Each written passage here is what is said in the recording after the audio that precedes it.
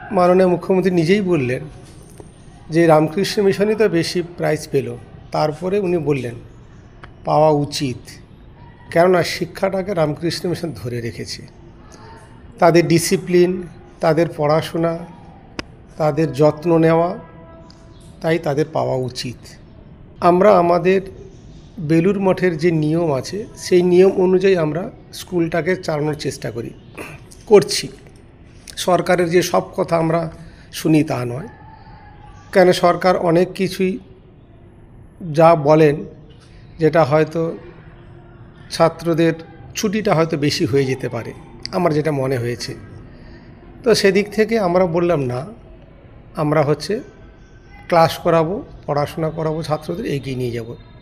তো তাতে আমাদের শিক্ষক মহাশয়রা সহযোগিতা করেন।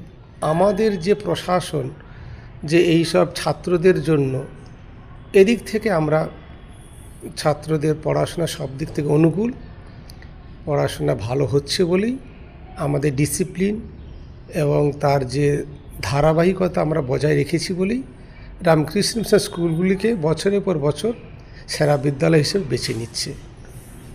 এক কথা বলতে গেলে যে ডিসিপ্লিন এবং ছাত্রদের সেটা মেনে চলা বাধ্যতা, এই দুটো আমরা উপর জোর দিই। এক কথা যদি বলতে হয়, ডিসিপ্লিন।